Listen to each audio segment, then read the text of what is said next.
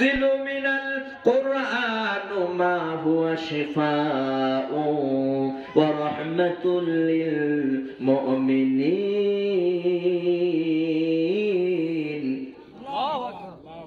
الله رب العالمين বলেন وننزل من القرآن ما هو شفاء আমি আল্লাহ তাআলা নাযিল করে দিয়েছি কোরআনুল কারীম মুমিনদের জন্য শিফা আরোগ্য এবং রহমত স্বরূপ আমি কোরআনুল কারীম নাযিল করে দিয়েছি। একটু জোরে বলা যাবে কি সুবহানাল্লাহ। এই কোরআনুল কারীম তাহলে আল্লাহ তাআলা আমাদের শিফা করে পাঠিয়ে দিয়েছেন এবং কি তার সাথে হলো রহমত করে আল্লাহ তাআলা পাঠিয়ে দিয়েছেন। তাহলে এই কোরআনুল কারীম যদি জমিনে বাস্তবায়ন হয় তাহলে আমরা রহমত প্রাপ্ত হব এবং আল্লাহ তাআলা আমাদেরকে রহমতের চাদরে আমাদেরকে আবৃত করবেন। যত প্রকার অনাচার পাপাচার যত প্রকার খুন খারাপি সব বন্ধ হয়ে আল্লাহর এই কোরআনের শাসন কায়েম হলে সব কিছু শেষ হয়ে একবারে শান্তি শান্তি আর শান্তি বিরাজ করবে। জোরে বলুন সুবহানাল্লাহ। তাহলে এই কোরআনুল কারীম আল্লাহ রাব্বুল আলামিন পাঠিয়ে দিলেন শিফা হিসেবে আরোগ্য হিসেবে। তাহলে আরোগ্যতা কি জিনিস? এই কোরআন তেলাওয়াত করলে কিভাবে আমরা শিফা পাবো এই বিষয়টা নিয়ে ১৪,৫০০ বছর পূর্বে আমার আপনার প্রিয় নবী মুহাম্মদুর রাসূলুল্লাহ সাল্লাল্লাহু আলাইহি ওয়াসাল্লাম বললেন খায়রুদ দাওয়াই আল কোরআন। কোরআন তেলাওয়াতের মধ্যে সর্বরোগের ঔষধ আল্লাহ তাআলা রেখে দিয়েছেন। ১৫০০ বছর আগে নবীজি বলছেন। যারা কোরআন তেলাওয়াত জানেন না দেখেন আল্লাহ কোরআনের মধ্যে কি নিয়ামত রেখেছেন। বিজ্ঞান বলেন, স্বাস্থ্য বিজ্ঞানীগণ বলেন, চিকিৎসা বিজ্ঞানীরা যখন গবেষণা করলো তাজবিদের শিক্ষা হলো ওয়াজিব গুন্না হলো হরকতের বামে মিমে এবং নুনে যদি কেউ হরকতের বামে মিমে এবং নুনে যদি তাজদিদ হয় তাহলে ওখানে গুন্না করা ওয়াজিব। বলেন ঠিক না ঠিক?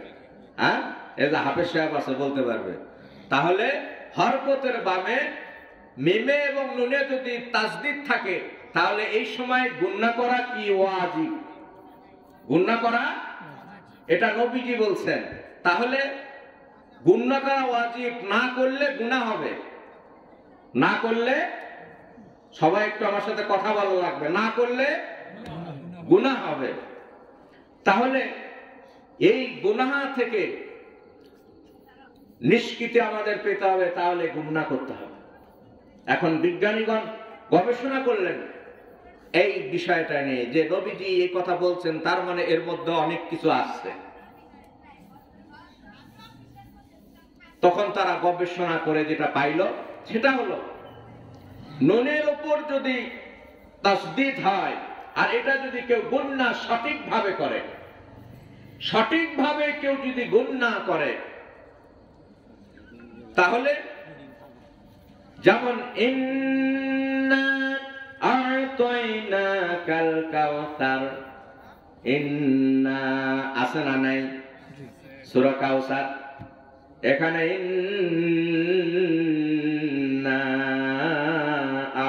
আ'তাইনাকাল কাউসার, এই যে ইন্না এই শব্দটা যখন গুন্না আমরা করব আর গুন্না যখন আমরা সঠিকভাবে করব, স্বাস্থ্যবিজ্ঞানীগণ বলেন তখন হৃদরোগ যাদের হয় এদের ব্যাপারে তারা বলেছেন এই গুন্না যদি কেউ সঠিকভাবে করে হৃদরোগ তার আর থাকবে না। সেখান থেকে যেগুলো অসার পদার্থগুলো আছে, যেগুলো ভাইরাস আছে, এগুলো বিশেষ বাষ্পীয় ভাবে সেগুলো খাদ্য নালী দিয়ে মুখ দিয়ে আল্লাহ তাআলা বের করে দিয়ে তাকে নিষ্কৃতি করে দেবেন। জোরে বলেন সুবহানাল্লাহ। কি বড় নিয়ামত! অথচ অধিকাংশ মানুষ আজ হৃদরোগ জনিত রোগের মধ্যে ভুগছে। বলেন ঠিক না ঠিক? একটু জোরে বলা লাগবে, ঠিক না ঠিক? তো এই হৃদরোগ নিয়ে আমরা কত কষ্টের মধ্যে আছি, সেটা যদি দূর করতে চান বেশি বেশি করে এরকম আপনি গুন্নাটা করেন, ইন্না আন্না কান্না লাকিন্না, এরকম করে গুন্না করতে থাকেন। এবং বিজ্ঞানীগণ গবেষণা করেছেন এখানে সুর করে, কেউ যদি সুর করে দেখবেন অনেকে একা একা রাস্তা পথে হাঁটতে গান বলে না, বলে না? হ্যাঁ, গুনগুন করে গান গায়, কেউ যেন না শুনে এরকম করে গান গায়। এরকম যারা বিজ্ঞানীগণ গবেষণা, এরকম করে যারা গান গাবে, গুনগুন করে কথা বলবে, এই সময় তাদের হৃদরোগ থেকে আল্লাহ তাআলা মুক্তি করে দেন এবং তাদের সেই শরীরটা অনেক প্রফুল্ল হয়, ভালো হয়। আর সেই জায়গায় যদি আমরা কোরআন তেলাওয়াত করি আরো ভালো। বলেন সুবহানাল্লাহ। আল্লাহর নবীজির হাদিসের উপর বিজ্ঞানীগণ আরো গবেষণা করে বললেন, আম্মা অর্থাৎ মিমের উপর যখন গুন্নাহ হবে, এই মিম শব্দটা যখন কেউ পড়বে, যখন আম্মা ইয়াতাসাআলুন, বলেন আল্লাহু আকবার। যদি আম্মা এটা যদি কেউ গুন্নাহ করে তার কি কি উপকার, এটা নিয়ে যখন স্বাস্থ্য বিজ্ঞানীগণ গবেষণা করলেন তখন বললেন যে যদি কেউ এই গুনাহটা ঠিকভাবে করে, কোরআনুল কারীম তেলাওয়াত করার সময় সে গুনাহ থেকে মুক্ত থাকলো, তার আল্লাহর পক্ষ থেকে নিয়ামত হলো মাথার মধ্যে, ব্রেনের মধ্যে ব্রেন ক্যান্সার হওয়া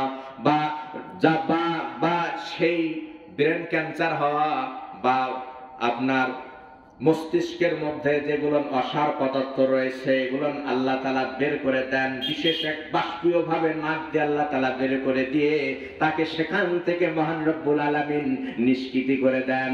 জোরে বলেন না সুবহানাল্লাহ। আজ আপনারা আমরা কোরআন তেলাওয়াত করি, খালি কি কোরআন তেলাওয়াত সওয়াব না, পুরোটা বডি পা থেকে মাথা পর্যন্ত প্রতিটা জায়গায় সুস্থ রাখার জন্য সর্বোত্তম হলো ঔষধ হলো আল কোরআন। একটু জোরে বলেন না আল্লাহু আকবার। এইরকম করে নবীজির হাদিস নিয়ে তারা গবেষণা করলো, যতগুলো ভাষা আছে পৃথিবীতে প্রায় ৪৭,০০০ ভাষা রয়েছে। এই ভাষার মধ্যে যত গবেষণা তারা করেছে, প্রত্যেকটা ভাষার প্রত্যেকটা অক্ষর যেখান থেকে বের হবে মাখরাজ অনুযায়ী যাই কেউ যদি বের করে তার মুখ থেকে মাখরাজ অনুযায়ী বের হয়, তাহলে ওই ব্যক্তির মুখ থেকে কোন প্রকার লালা বের হবে না, কোন প্রকার তার মুখ বাঁকা হবে না, ওই ব্যক্তির কোন প্রকার হার্ট স্ট্রোক হবে না, ওই ব্যক্তির ক্যান্সার হবে না, ওই ব্যক্তির বড় বড় রোগ থেকে আল্লাহ রাব্বুল আলামিন শিফা দান করবেন। এই জন্যই মহান রব্বুল আলামিন কোরআনুল কারীমের মধ্যে এটা কোট করে দিলেন, ওয়া নুনাসসিলু মিনাল কুরআনি মা হুয়া শিফাউ ওয়া রাহমাতুল লিল মুমিনিন।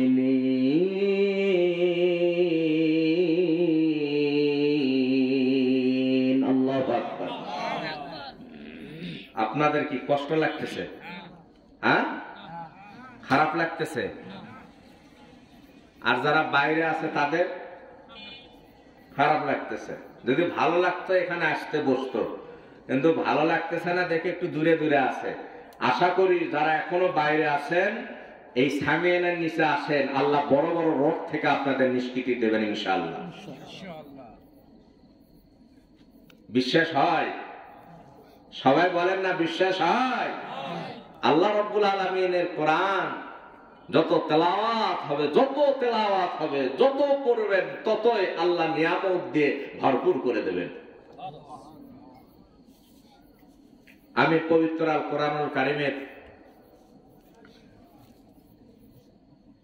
সূরা নিসা, কোন সূরা? সূরা নিসা 4 নম্বর সূরা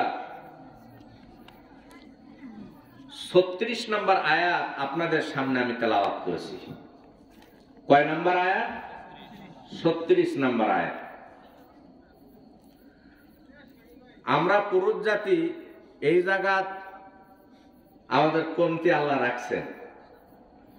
কোরআনের 114টা সূরা দিছে, কিন্তু পুরুষকে কোনো সূরা নাম দেয় নাই। কি বলেন? দিছে? কিন্তু দেখেন নারীদের কত অধিকার আল্লাহ দিছেন, যা অনেক অধিকার আল্লাহ তাআলা তাদের দিয়ে, অনেক মর্যাদা, অনেক বড় বড় মর্যাদা আল্লাহ নারীদের আল্লাহ দান করছেন, মাদের দান করছেন। সুবহানাল্লাহ কোন। আমরা এখানে কি হতভাগার মতো যা আমাদের কি নাই নামে, কিন্তু আলোচনা আছে। আলহামদুলিল্লাহ বলেন, আলহামদুলিল্লাহ। তো এখানে আল্লাহ রাব্বুল আলামিন এই সূরার মধ্যে অনেকগুলো অধিকারের কথা আল্লাহ বলছেন। 10টা অধিকার, 10টা বিষয়ে কথা আল্লাহ রাব্বুল আলামিন এই সূরার আয়াতে কারিমার মধ্যে আল্লাহ তাআলা বলেছেন। বলেন কয়টা? 10টা অধিকারের কথা আল্লাহ তাআলা বলেছেন। তার মধ্যে প্রথম আল্লাহ তাআলা বলছেন ওয়াবুদুল্লাহ। আল্লাহ অর্ডার করলেন যে তোমরা আল্লাহর ইবাদত করো। বলেন কার? একটু জোরে বলা লাগবে, কার ইবাদত? আরো একটু বলেন, কার ইবাদত? আল্লাহর ইবাদত করতে হবে। কিন্তু আমরা আসে নেতাদের ইবাদত করা শুরু করছি। আল্লাহ বলেন আমার ইবাদত করো, আমরা নেতাদের পেছনে ঘুরি একটা বিড়ি খাওয়ার জন্য, বা আবার কিছু নেতার পিছনে ঘুরে মদ খাওয়ার জন্য, গাঁজা খাওয়ার জন্য। হ্যাঁ, এইরকম করে নেতার পিছনে ঘুরে কিছু জন টাকা পাওয়া যায়, মিছিলে যায় টাকার জন্য। নেতার পেছনে মিছিলে যায় কি জন্য? টাকা পাওয়া যাবে এই জন্য। এটা কি সঠিক হলো? হ্যাঁ, আল্লাহ বলতেছেন ওয়াবুদুল্লাহ, ওয়াবুদুল্লাহ, তোমরা আমার ইবাদত করো। ওয়ালা তুশরিকু বিহি শাইআ, আল্লাহর সাথে কোনো বিষয়ে শরীক করো না, শিরক সাব্যস্ত করো না। বলেন কে বলছে?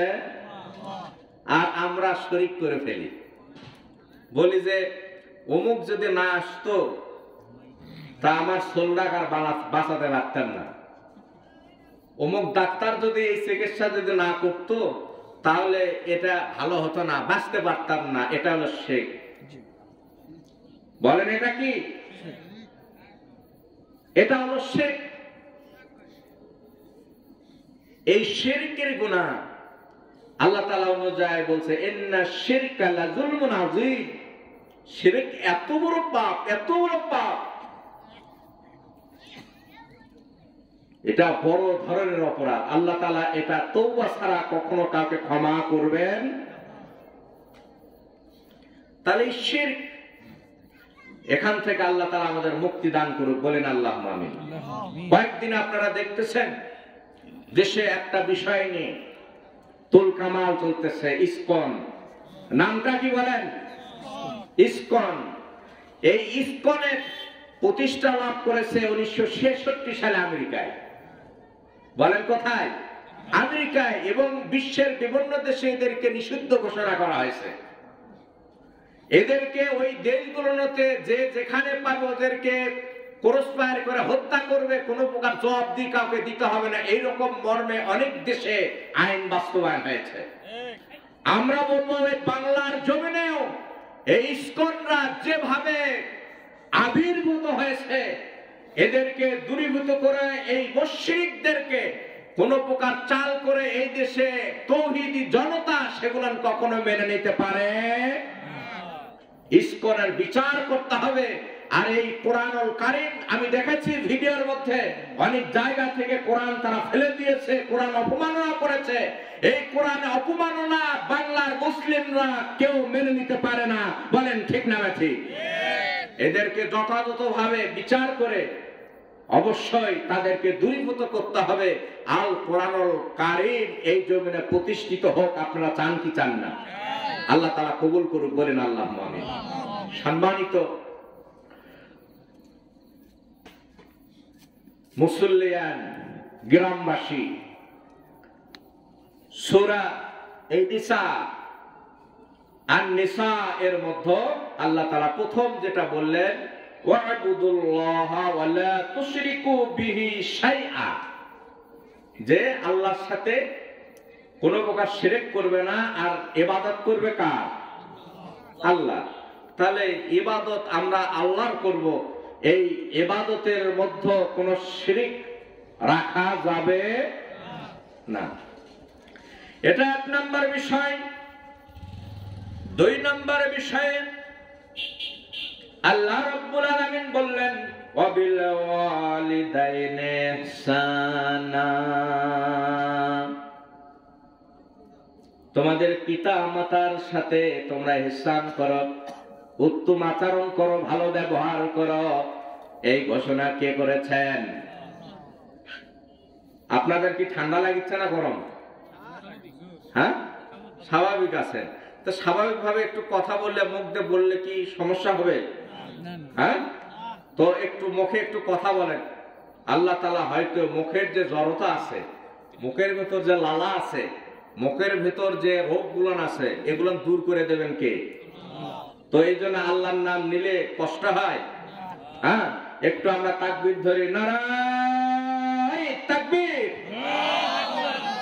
এটা হলো না। এই এত মানুষ আপনারা আছেন, একটু জানান দেন যে আমরা আসি আল্লাহর জন্য। বলেন কার জন্য? একটু জোরে একটু তাকবীর ধরেন, নারায়ে তাকবীর। আল কোরআনের আলো। এটা গীত কোয়ার মতো হচ্ছে, মনে হয় গীত হচ্ছে, গীত খিচড়ি। আসলে সেই রকম বলা না, একটু ভালো করে অন্তর থেকে, দিল থেকে কণ্ঠ উজাড় করে দিয়ে আল্লাহর জন্য বললেন, নারায়ে তাকবীর, নারায়ে তাকবীর। আল কোরআনের আলো সারা বিশ্বে জালো, নারায়ে তাকবীর। আলহামদুলিল্লাহ। আল্লাহ রাব্বুল আলামিন অনেক জায়গায় পিতা মাতার কথা আল্লাহ বলছেন। বলেন কাদের কথা বলছেন? পিতা মাতাদের সাথে কি করতে হবে? ইহসান, উত্তম আচরণ করতে হবে, ভালো ব্যবহার করতে হবে। আল্লাহ রাব্বুল আলামিন 17 নম্বর সূরা, সূরা বনী ইসরাঈল 23 নম্বর আয়াতের মধ্যে আল্লাহ রাব্বুল আলামিন বলেন, ওয়াকাদা রাব্বুকা আল্লা তা'বুদু ইল্লা ইয়্যাহু ওয়া বিল ওয়ালিদাইনি ইহসানা। মহান রব্বুল আলামিন বলেন, তোমরা আমার ইবাদতের পর, আল্লাহ বলতেছেন, ওয়াকাদা রাব্বুকা আল্লা তা'বুদু, আল্লাহ বলছে আমার ইবাদতের পর তোমরা তোমাদের পিতা মাতার সাথে সদ আচরণ করবে, উত্তম আচরণ করবে। তাহলে কত বড় মর্যাদাবান কথা পিতা মাতার বিষয়ে আল্লাহ বললেন, যে আমার পরে তোমরা তোমাদের পিতা মাতার সাথে সবচেয়ে বেশি সদ্ব্যবহার করবে, উত্তম আচরণ করবেন। অথচ আমাদের সন্তানরা এত কুলাঙ্গার, পিতা মাতার কথা শুনতে নারাজ, তার বন্দুক নিয়ে ঘুরতে বেশি ভালোবাসে। বলেন ঠিক না? হ্যাঁ, বাপ মায়ের কথা শোনে না, তার মানে তার সাথে সবচেয়ে বেশি ভালোবাসার মানুষ ওই বন্ধু। অথচ তার বিপদে আপদে বালা মুসিবতে সবসময় কাছে পাওয়া যায় কাকে? পিতা মাতাকে পাওয়া যায়। ওই বিপদ যখন আসবে ওই বন্ধু কাছে থাকবে না, বিপদ যখন আসবে ওই রকম সুবিধাবাদী বন্ধুর পাশের কাউকে পাওয়া যাবে না, একমাত্র পাওয়া যাবে কাকে? পিতা মাতাকে।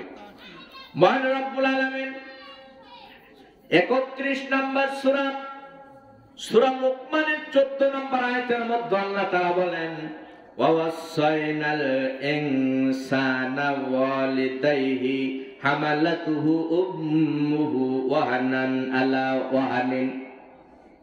বলেন আল্লাহু আকবার।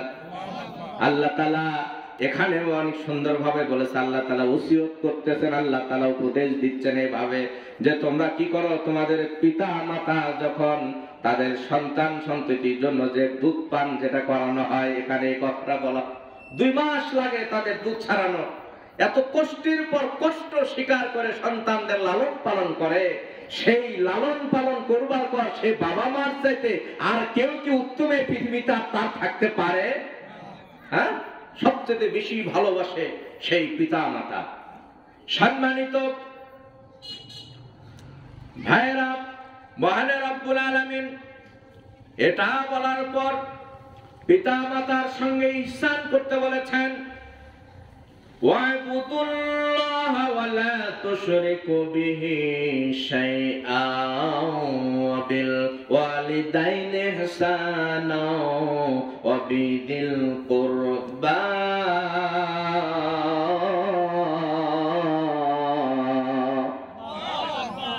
আল্লাহ রাব্বুল আলামিন এবার বলতেছেন, পিতামাতার সঙ্গে তো ভালোবাসবা, অবিদিল কুরবা,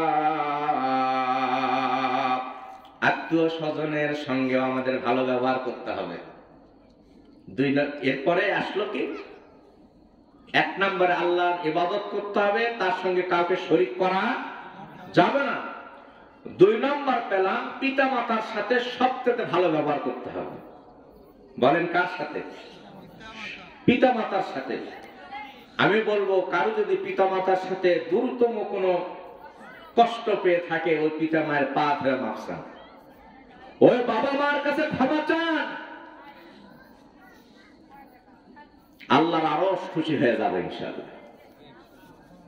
এই জন্য পিতা মাতার সাথে কোনো প্রকার খারাপ ব্যবহার করার কোন সুযোগ আল্লাহ দেন নাই, নবীজিও দেন না। এমনকি মুশরিকাও যদি কোন নারী হয়, মা হয়, এমনকি নবীজি বলেছেন সে যদি বেশ্যাও হয়, মায়ের সম্মান তাকে তার দিতে হবে।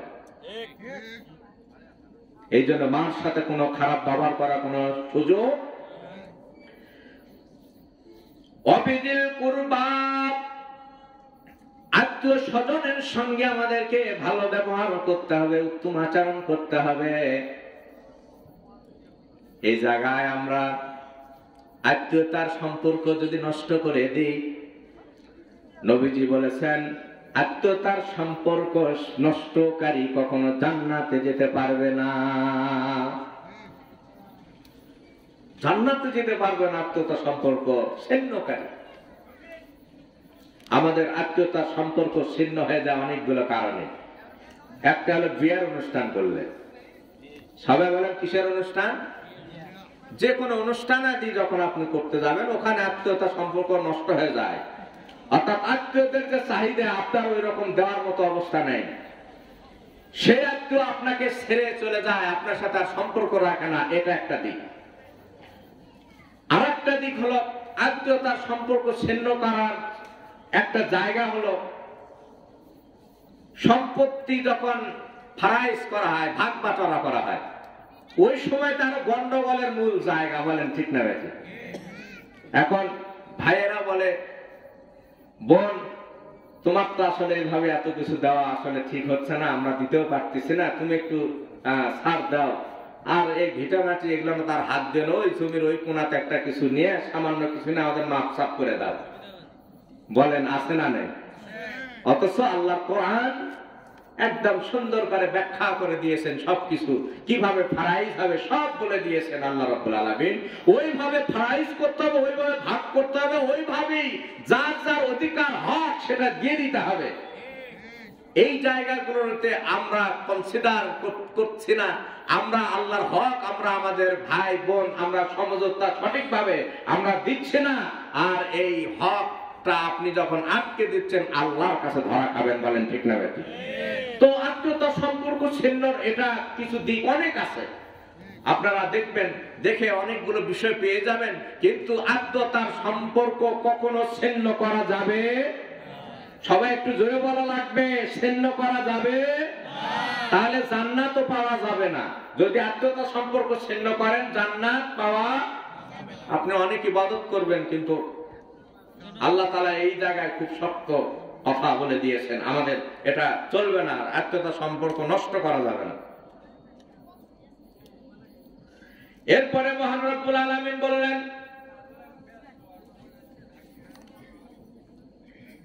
ওয়াল ইয়াতামা, এতিমদের প্রতি ইহসান করতে হবে। এতিমদের প্রতি ভালোবাসার হাত তার মাথার উপর দিয়ে দেবেন। আরে ছোট ছোট বাচ্চারা যখন বাবাকে হারায় ফেলে, মাকে হারায় ফেলে, এটা কি রকম কষ্টের হয়। ওই ছোট্ট মাসুম বাচ্চাটার সঙ্গে যখন আপনি কথা বলবেন, তখন বুঝতে পারবেন। আমাদের এই গ্রামে সম্প্রতি কয়েকজন পরিবারের, কয়েকটা পরিবারের এরকম ছোট ছোট সন্তানগুলো রেখে ইন্তেকাল করেছে, অথচ গত বছরই তারা এই মাহফিলে তারা ছিল। এতিম, এই সমস্ত ছোট্ট বাচ্চার এই পরিবারের উপরে ইহসান করার কথা কে বলেছেন? আল্লাহ রাব্বুল আলামিন বলেছেন। এই এতিম বাচ্চাটা যখন বাসায় যায়, গিয়ে বাবাকে পায় না। এই যে বুলবুল ভাই ইন্তেকাল করেছে, আমাদের দিলার হোসেন দীপু ভাই ইন্তেকাল করেছেন, তার ছোট্ট একটা ছেলে, সে বলে বাবা কোথায়, বাবা কোথায়, বনানীতে গেছে, আসবে, চলে আসবে। এই যে বুলবুল ভাই ছোট ছোট ছেলেরা, তারা যখন বাসায় গিয়ে যে বাবা তাকে এরকম করে লালন পালন করেছে, হাতে নিয়ে কত ঘুরে বেড়াইছে, কিন্তু বাবাটা আজ নাই, আমরা কি তাদের খোঁজ খবর নিতে পারি? আল্লাহ তাআলা এই জন্য এখানে কোরআনুল কারীমের মধ্যে এই বিধানটা বললেন, ওয়াল ইয়াতামা, এতিমদের সঙ্গে ইহসান করতে হবে, ভালো আচরণ করতে হবে, সুন্দর ব্যবহার করতে হবে, এদের সুখ দুঃখ, এদের ভালো মন্দ এগুলো দেখতে হবে। তা না করে যদি কেউ এদের উপর আঘাত আনে, এদের উপর যদি অত্যাচার করে, আল্লাহর আরশ পর্যন্ত কেঁপে উঠবে, ওই ব্যক্তির এত ক্ষতি হবে, সেখান থেকে সে পুষে উঠতে পারবে না। বরং সে একজন এতিমের হাতটা মাথার উপর যদি বুলে দেন, আল্লাহ রাব্বুল আলামিন আপনাকে বড় বড় নেকিতে ভরপুর করে দেবে। আমরা কি পারবো সে এতিমদের দেখাশোনা করতে? আমাদের আর একজন যেবা, তারও দুটো সন্তান, ছোট মাসুম বাচ্চাদের রেখে সে ইন্তেকাল করেছিল। তার সন্তানটা কি অবস্থা, তাদের দেখভাল করা, একটু মাথায় হাত দেওয়া, একটু খোঁজ খবর নেওয়া, এই জায়গা আমাদের খুবই বৃদ্ধি করা উচিত। যত বৃদ্ধি করবেন, যত এতিমদের খোঁজ খবর রাখবেন, আল্লাহ তাআলা আপনার বিপদ আপদ থেকে এমনি দূরীভূত করে দেবেন। বলেন না আল্লাহু আকবার। এরপরে মহান রব্বুল আলামিন বলেন, ওয়া মাসাকিন, যারা অভাবী, মিসকিন, যারা, এই সমস্ত মানুষদের উপর আপনি সদয় হবেন। তারা চায়, তাদের কাছে যাবেন, তাদেরকে বিপদ আপদে তাদেরকে সাহায্য করবেন, ইহসান করবেন। এই ঘোষণা করেছেন কে? আল্লাহ ঘোষণা করছেন, তাদের সাহায্য করতে হবে। ওয়ারজারিদিল কুরবা,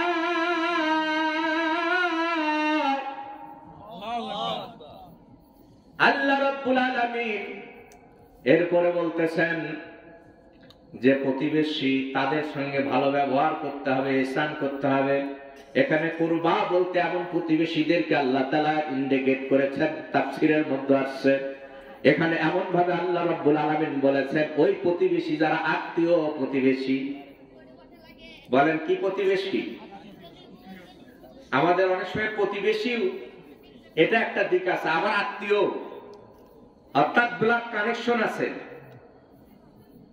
সম্পর্ক আছে, আত্মীয়তার সম্পর্ক, এটা এক ধরনের প্রতিবেশী। এদের ব্যাপারে আল্লাহ আলাদা করে বলছেন। সুবহানাল্লাহ। ভাগ করে করে আল্লাহ বলছেন, খুলে খুলে আল্লাহ কোরআন বলতেছেন। কত মজার ব্যাপার, যত বুঝবেন ততই মজার মধ্যে, কত মজা আল্লাহ তাআলা এর মধ্যে রেখে দিয়েছেন। আল্লাহ তাআলা এখানে আত্মীয় প্রতিবেশীর কথা বলেছেন, তাদের সাথে ভালো ব্যবহার করতে হবে, উত্তম ব্যবহার করতে, তাদের সুবিধা অসুবিধায় তাদের পাশে থাকতে হবে। আমার নবীজি বলেছেন যে প্রতিবেশীর কারণে প্রতিবেশী সন্তুষ্ট নয়, যে প্রতিবেশীর কারণে প্রতিবেশী অখুশি থাকে, কষ্ট দেয় আরেকজন প্রতিবেশীকে, ওই ব্যক্তিও কখনো জান্নাতে যেতে পারবে না। অথচ যত গন্ডগোল প্রতিবেশীর সাথে, বলেন ঠিক না বেটা? আপনাদের খারাপ লাগছে? হ্যাঁ, আমি একটু এগুলো কোরআন থেকে বলতেছি, এটা তো আমার বানানো কথা নাকি? হ্যাঁ, কিন্তু আমরা যদি আমাদের প্রতিবেশীকে ক্ষতি করে থাকি, তাহলে ওই প্রতিবেশীর সঙ্গে আপনি যে ক্ষমা চান, ভাই এতদিন যা আমরা করছি, আপনি যত ক্ষতি করছি, আমরা মাফ চাচ্ছি, আর কখনো করব না। আল্লাহর আরো খুশি হয়ে যাবে, আপনার জান্নাতের জন্য আপনার যথেষ্ট হয়ে যাবে ইনশাআল্লাহ। প্রতিবেশীর সব বিষয়ে তাদেরকে এগিয়ে নিয়ে আসেন। একটা দাওয়াত হয়েছে, অনেক বড় লোক মানুষদেরকে আপনি নিয়ে এসে দাওয়াত খাওয়াচ্ছেন, কিন্তু আপনার প্রতিবেশী একজন গরিব আছে, আপনি তাকে দাওয়াত দেন নাই, কারণ আপনার স্ট্যাটাসের সঙ্গে তার চলে না। আপনার যারা আত্মীয় আসবে, যে মেহমানরা আসবে, তাদের সঙ্গে তাদের পোশাক আশাক কথাবার্তার মধ্যে আপনার চলতেছে না, এই জন্য তাকে আপনি দাওয়াত দেননি। ভালোভাবে লক্ষ্য করে দেখেন, এন্ডামেন্ট টাইম, এই যে বাসায় এত পোলাও কোরমা করা হয়েছে, এত সুন্দর সুন্দর রান্না করা হয়েছে, ওই যে প্রতিবেশীর ওই যে সন্তানটা, সে দৌড়ে এসে বলে, বাবা কত সুন্দর ঘ্রাণ গুলো আমরা পাচ্ছি, কত সুন্দর ঘ্রাণ, আমাকে এটা খাওয়ার মন চাচ্ছে।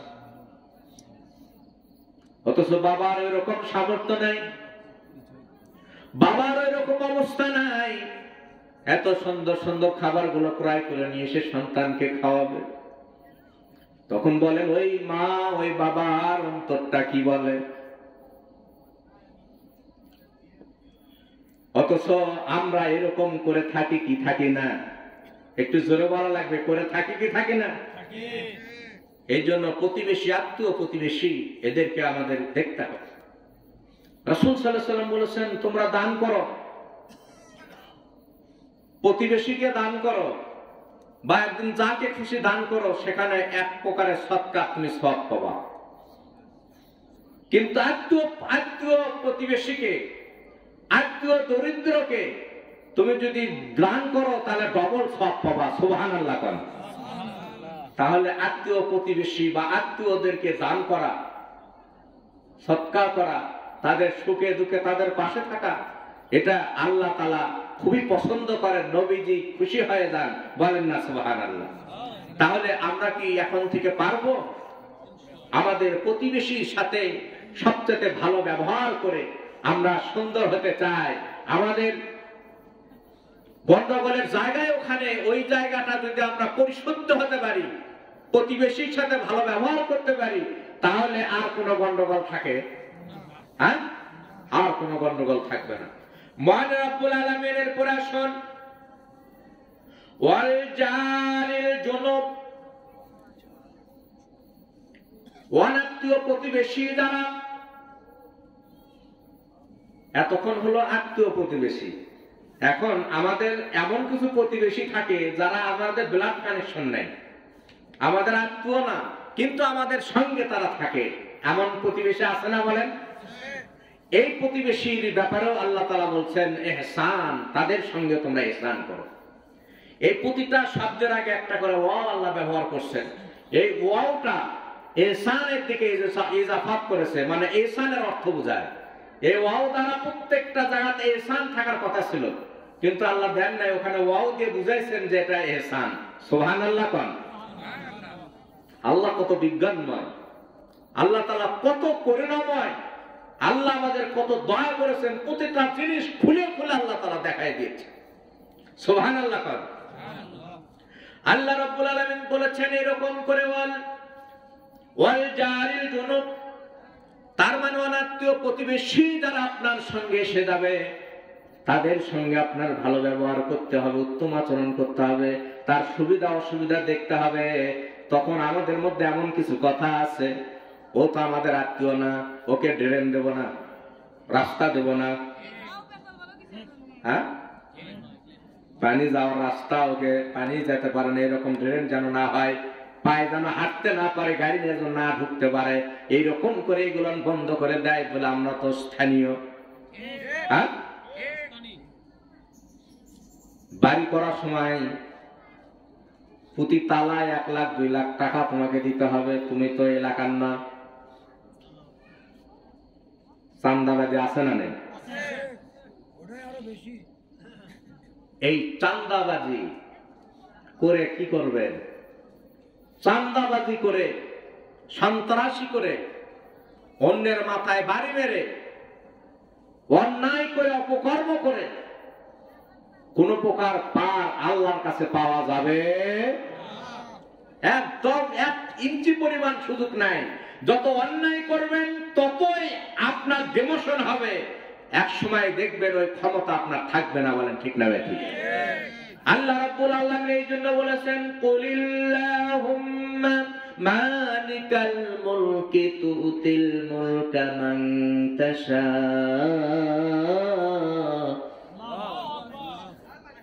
আল্লাহ তো রাজাধিরাজ, যাকে ইচ্ছে আল্লাহ তাআলা ক্ষমতা দেন, যার থেকে ইচ্ছে আল্লাহ তাআলা ক্ষমতা কেড়ে নেন। বলেছেন কে? আল্লাহ বলছেন।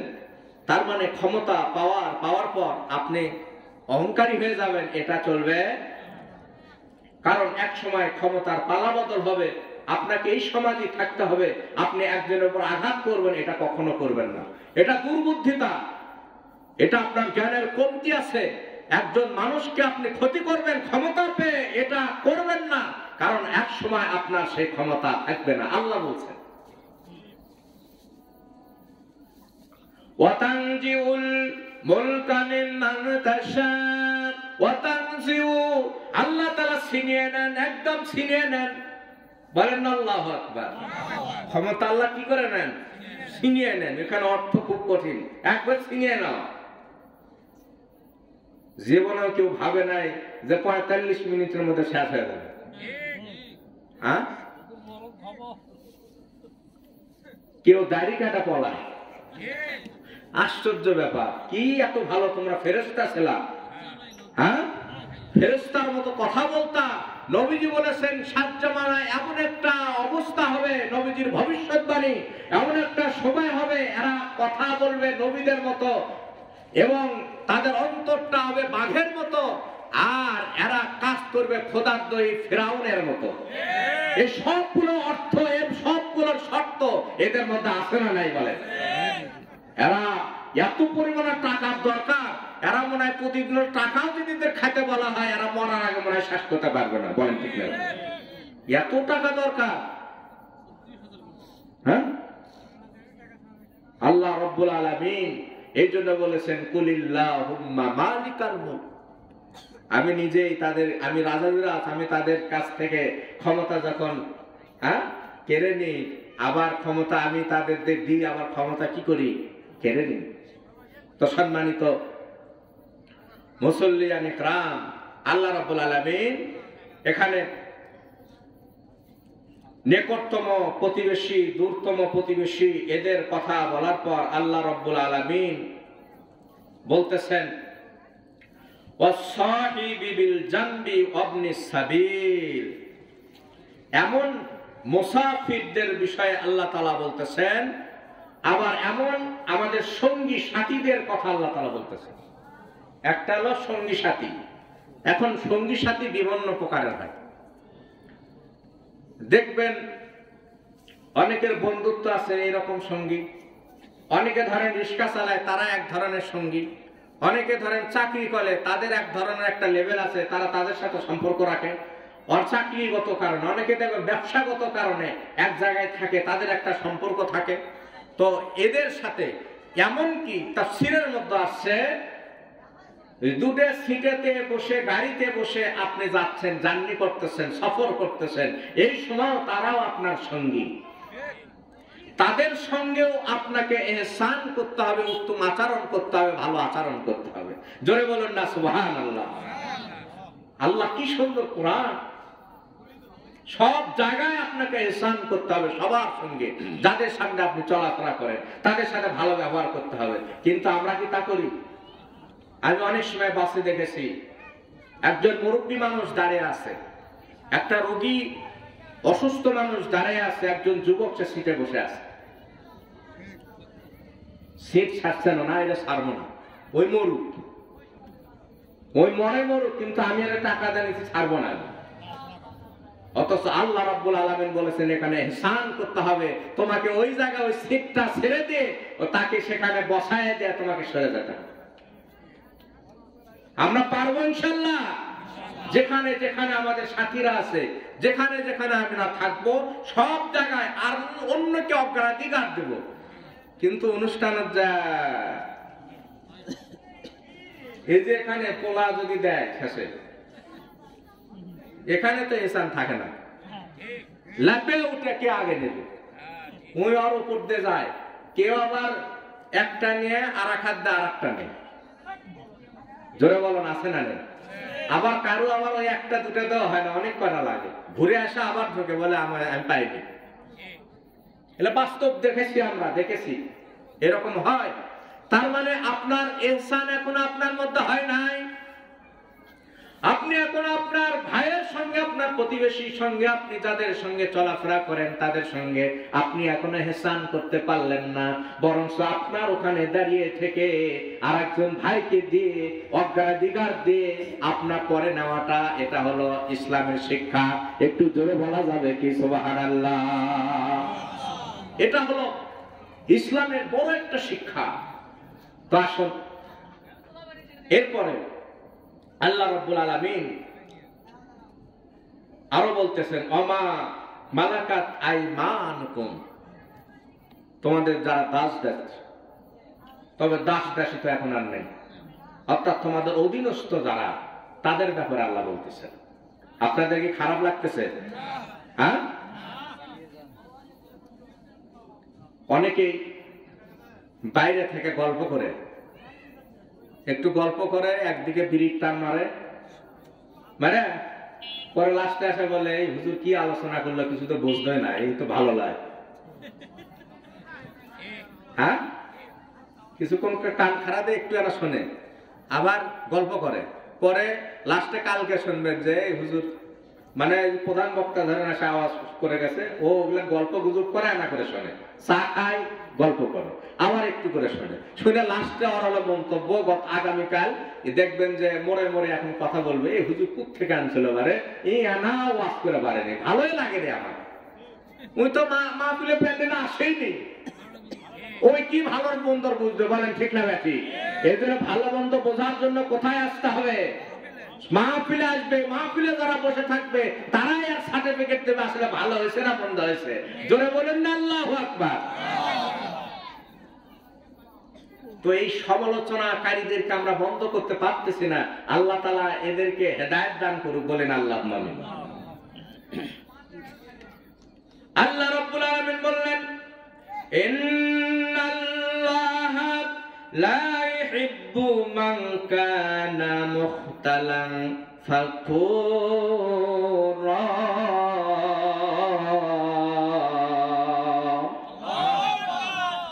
আল্লাহ এই যে 10টা কথা আল্লাহ তাআলা বলার পর বলতেছেন, ইউহিব্বু, আল্লাহ তাআলা ভালোবাসেন না, ইন্নাল্লাহা লা ইউহিব্বু, নিশ্চয় আল্লাহ তাআলা ভালোবাসেন না। কি ভালোবাসেন না? সেটা হলো মুখতালান ফাখুর, অহংকারী এবং দাম্ভিকতা আল্লাহ তাআলা ভালোবাসেন না। হ্যাঁ, অহংকার, দাম্ভিকতা এটা আছে না নাই? এটা মানুষের মধ্যে এত পরিমাণ বেড়ে গেছে, একটু না ক্ষমতা, একটু না কথা বলার অবস্থা একটু সৃষ্টি হলেই,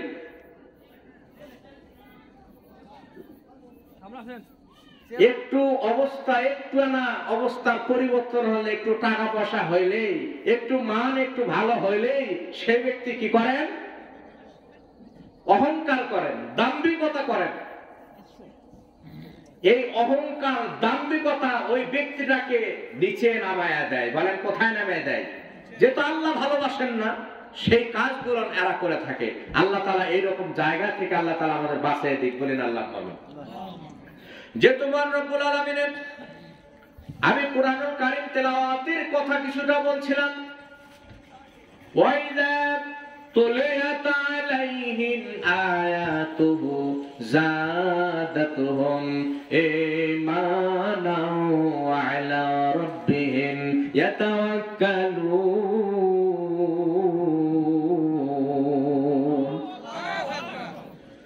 আর যারা কুরআনুল কারীম তেলাওয়াত করবে তাদের ঈমানটা বেড়ে যাবে। আর এই সমস্ত বান্দারা আল্লাহর সবচেয়ে বেশি মহান রব্বুল আলামিনের উপর ভরসা করে থাকে। বলেন ভরসা কার উপর? আল্লাহর উপর আমাদের ভরসা করতে হবে। সেই ভরসা আল্লাহর উপর করতে হবে। হযরত আব্দুল্লাহ ইবনে মাসউদ রাদিয়াল্লাহু তাআলা আনহু এমন একজন সাহাবী ছিলেন যার কুরআনুল কারীম তেলাওয়াত নবীজি নিজে ডাকে এনে শুনতেন। সুবহানাল্লাহ বলবেন না?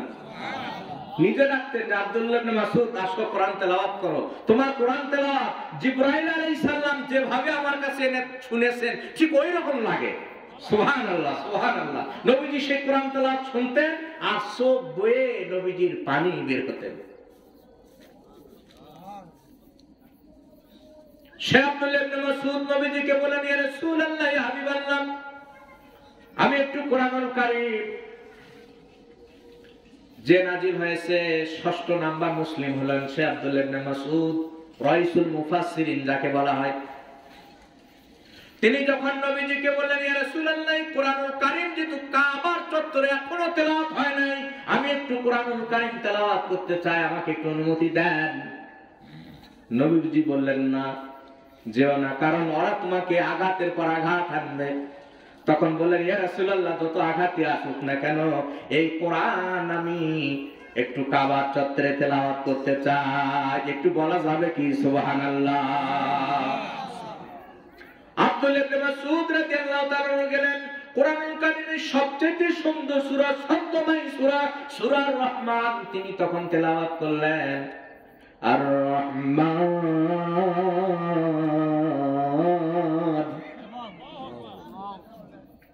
এরকম করে যখন তেলাওয়াত করলেন, ওই মক্কার লোকেরা একত্রিত হয়েছে, ওই মক্কার লোকেরা একত্রিত হয়েছে। আরবি ভাষাভাষী মানুষ, তারা বলছে, কি আজীব, কি আশ্চর্যজনক বিষয়, এত ভাষার সৌন্দর্য আমি কখনো আমরা শুনি নাই, এত সুন্দর আরবি আমরা কখনো শুনি নাই, এত ছন্দময় আমরা শব্দ কখনো আমরা শুনি নাই। জোরে বলুন না সুবহানাল্লাহ। এমন সময় একজন ইনফরমার আবু জেহেলের ইনফরমার, সে এখন দৌড় আবু জেহেলের যা বলতেছে, আবু জেহেল, তুমি এখানে আরাম ফরমাচ্ছ, ওইদিক হুজাইলি গোলাম আব্দুল্লাহ ইবনে মাসউদ কাবা দখল করে নিয়েছে। বলেন তো, সে কি কাবা দখল করতে গেছে? হ্যাঁ, যেমন এই যে স্বাধীনতার আগে কিছু কিছু মাহফিলে আলেমরা কথা বলে কোরআন থেকে, এরা এখন এই ইনফরমাররা ফোন করে থানার নেতার কাছে যে এই যে এখানে আমাকে এই গ্রামটা দখল করে নিল কোরআন তেলাওয়াত করে। কি বলেন, ছিল কি ছিল না? তো ওই আবু জেহেলের সময় ওই কাজ করছে। এখন যারা আবু জেহেলের লোক, মেলে না মেলে না? সবাই বলে না মেলে না মেলে না?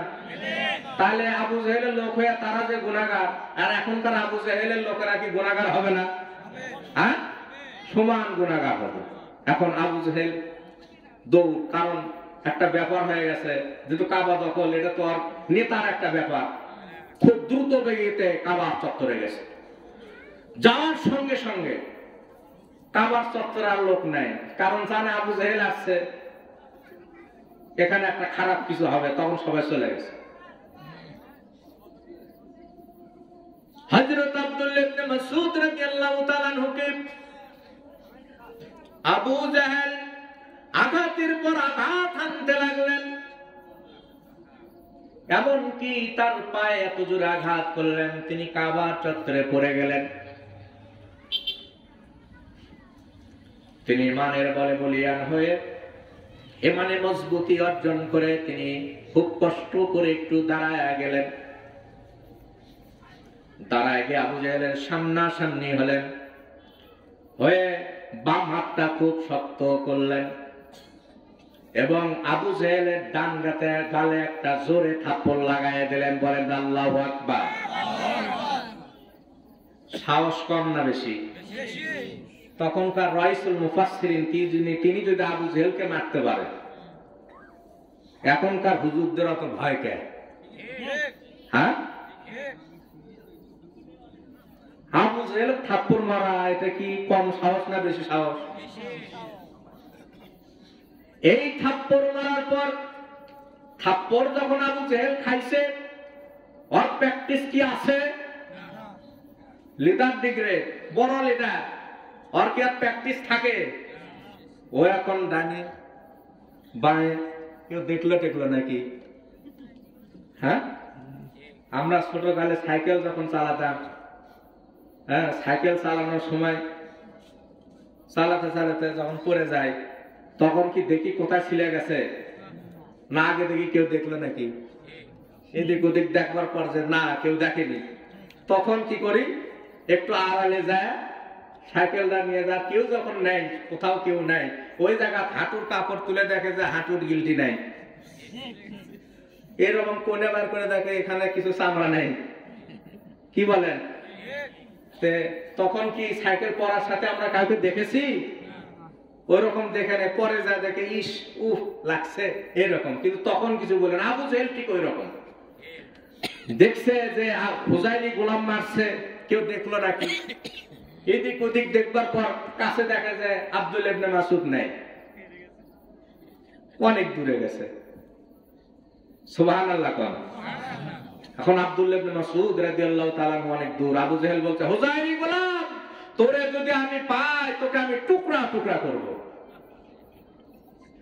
এখন রাইসুল মুফাসসিরিন আব্দুল্লাহ ইবনে মাসউদ রাদিয়াল্লাহু তাআলা ওখান থেকে হুঙ্কার দিয়ে বলছেন, রে আবু জেহেল, তোরে যদি আমি পাই তোর গলা কেটে ফেলবো। বলেন না আল্লাহু আকবার। আমার আপনার প্রিয় নবীজি, প্রিয় সাহাবী হযরত আব্দুল্লাহ ইবনে মাসউদ রাদিয়াল্লাহু তাআলা আনহু এবার যখন নবীজির কাছে গিয়ে হাজির, নবীজিকে গিয়ে বলতেছেন, ইয়া রাসূলুল্লাহ, ইয়া হাবিবাল্লাহ, আমি তো একটা কাজ করে আসছি। বলো কি করছো? বলে আবু জেহেল তো থাপ্পড় মারছে। নবীজি বলতেছেন, তুমি তো যুদ্ধ বাধাই দিলা, তবে তোমাকে পাঠিয়ে দিয়ে আমি চুপ নাই। আবু বকর সিদ্দিক রাদিয়াল্লাহু তাআলা আনহুকে দায়িত্ব দিছি, লাল এবং শক্তিশালী একটা ঘোড়া তোমার জন্য রেডি আছে, তুমি ওটাতে ওঠো, কারণ তোমার বিপদ আছে, তুমি ওখানে ওঠো আর হিজরত করো। জোরে বলেন না সুবহানাল্লাহ।